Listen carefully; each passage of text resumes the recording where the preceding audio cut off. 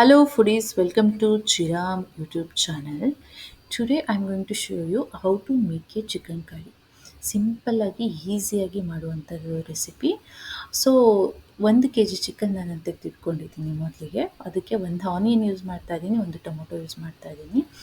ಇದನ್ನು ನಾನು ಪಟ ಅಂತ ಕಟ್ ಮಾಡಿಕೊಂಡು ತುಂಬ ತಿನ್ನಾಗಿ ಕಟ್ ಮಾಡ್ಕೊಂಡಿದ್ದೀನಿ ಆನಿಯನ್ನ. ಮತ್ತು ನಿಮಗೆ ಬೇಕಾಗಿದ್ದ ರೀತಿ ನೀವು ಕಟ್ ಮಾಡ್ಕೊಳ್ಳಿ, ಅದರಲ್ಲಿ ಏನಿಲ್ಲ. ಸೊ ನಾನು ಇದನ್ನು ಕಲ್ತಿರೋದು ನನ್ನ ಅಮ್ಮನಿಂದ. ಇದು ಬ್ಯಾಚುಲರ್ಸಿಗೆ ತುಂಬ ಈಸಿ ಟು ಮೇಕ್ ಅಂತ ನಾನು ಅಂದ್ಕೊಂಡಿದ್ದೀನಿ. ಮತ್ತು ಯಾವುದೇ ಜಾಸ್ತಿ ಇಂಗ್ರೀಡಿಯೆಂಟ್ಸು ಮತ್ತು ಮಸಾಲೆ ಪೌಡರು ಇದಕ್ಕೆ ಹಾಕೋ ಅವಶ್ಯಕತೆ ಇಲ್ಲ. ನಾನು ಗ್ರೈಂಡ್ ಮಾಡ್ಕೊಳ್ಳೋಕ್ಕೆ 10 to 12 ಕ್ಲೋಸಷ್ಟು ಗಾರ್ಲಿಕ್ನ ಹಾಕ್ಕೊಂಡಿದ್ದೀನಿ, ಮತ್ತು 2 ಇಂಚಷ್ಟು ಶುಂಠಿನ ಯೂಸ್ ಮಾಡ್ತಾ ಇದ್ದೀನಿ, ಮತ್ತು ಸ್ವಲ್ಪ ಕೊತ್ತಂಬರಿ ಸೊಪ್ಪು ಹಾಕ್ಕೊಂಡಿದ್ದೀನಿ, ಮತ್ತು ಅರ್ಧ ಆನಿಯನ್ನ ಇದಕ್ಕೆ ಗ್ರೈಂಡ್ ಮಾಡ್ಕೊಳಕ್ಕೆ ಹಾಕ್ಕೊಳ್ತಾ ಇದ್ದೀನಿ. ಸೊ ನಾನು ಏನಕ್ಕೆ ಅಂದರೆ ಇಲ್ಲಿ ತೆಂಗಿನಕಾಯಿ ಕೂಡ ಯೂಸ್ ಮಾಡ್ಕೋಬೋದು, ಬಟ್ ನಾನು ತೆಂಗಿನಕಾಯಿನ ಯೂಸ್ ಮಾಡ್ತಾ ಇಲ್ಲ. ಸೊ ಈಗ ಒಂದು ಪ್ಯಾನಿಗೆ ನಾನು ಏನು ಮಾಡ್ತಾ ಇದ್ದೀನಿ, 1 ಟೇಬಲ್ ಸ್ಪೂನಷ್ಟು ಆಲಿವ್ ಆಯಿಲ್ ಹಾಕ್ಕೊಳ್ತಾ ಇದ್ದೀನಿ. ಅದಕ್ಕೆ ಅರ್ಧ ಕಟ್ ಮಾಡಿರೋ ಈರುಳ್ಳಿನ ನಾನು ಫ್ರೈ ಮಾಡ್ಕೊಳ್ತಾ ಇದ್ದೀನಿ. ಅದು ಗೋಲ್ಡನ್ ಕಲರ್ ಬರೋವರೆಗೂ ನಾನು ಫ್ರೈ ಮಾಡ್ಕೊಂಡಿದ್ದೀನಿ. ಅದಾದ ನಂತರ ನಾನು ಮಿಂಟ್ ಲೀವ್ಸ್ನ ಹಾಕ್ಕೊಂಡಿದ್ದೀನಿ. ಮಿಂಟ್ ಲೀವ್ಸ್ ಹಾಕಿ ಅದನ್ನು ಕೂಡ ಆಯಿಲಲ್ಲಿ ಫ್ರೈ ಮಾಡಿ, ಅದ ನಂತರ ಕೊತ್ತಂಬರಿ ಸೊಪ್ಪನ್ನು ಸ್ವಲ್ಪ ಆಯಿಲಲ್ಲಿ ಫ್ರೈ ಮಾಡ್ತೀನಿ. ಇದು ಏನಕ್ಕೆ ಅಂದರೆ ತುಂಬ ಟೇಸ್ಟ್ ಕೊಡುತ್ತೆ. ಟೇಸ್ಟ್ ಕೊಡೋದ್ರಿಂದ ಮತ್ತು ತುಂಬ ಸ್ಮೆಲ್ ಕೂಡ ಚೆನ್ನಾಗಿ ಬರುತ್ತೆ.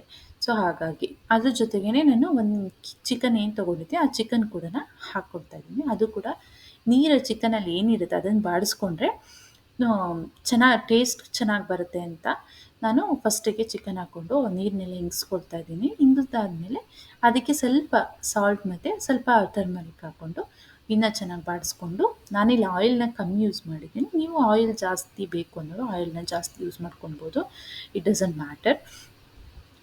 ಮತ್ತು ನಾನು ನೆಕ್ಸ್ಟಿಗೆ ಏನು ಮಾಡ್ತಾಯಿದ್ದೀನಿ ಅಂತಂದರೆ, ಇಷ್ಟನ್ನೆಲ್ಲ ಬಾಡಿಸ್ಕೊಂಡಾದ್ಮೇಲೆ ನಾನು ಏನು ಗ್ರೈಂಡ್ ಮಾಡಿ ಇಟ್ಕೊಂಡಿದ್ದೀನಿ ಅದನ್ನು ನೆಕ್ಸ್ಟಿಗೆ ನಾನು ಯೂಸ್ ಮಾಡೋದು.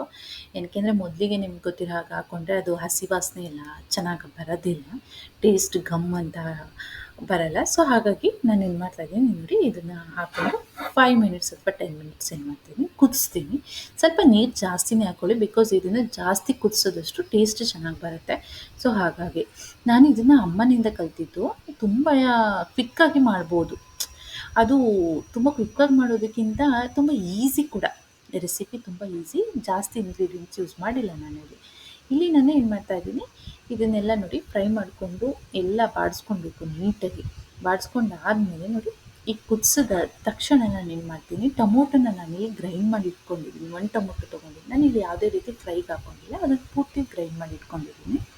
ಗ್ರೈಂಡ್ ಮಾಡಿ ಇಟ್ಕೊಂಡಿದ್ದ ನಂತರ ನಾನು ಅದನ್ನು ಅದಾದ ನಂತರ ನಾನು ಏನು ಮಾಡ್ತಾಯಿದ್ದೀನಿ, ಅರ್ಧ ಟೇಬಲ್ ಸ್ಪೂನಷ್ಟು ಪೆಪ್ಪರ್ ಪುಡಿನ, ಕಾಳು ಮೆಣಸಿನ ಪುಡಿನ ಯೂಸ್ ಮಾಡಿದ್ದೀನಿ, ಹಾಕಿದ್ದೀನಿ.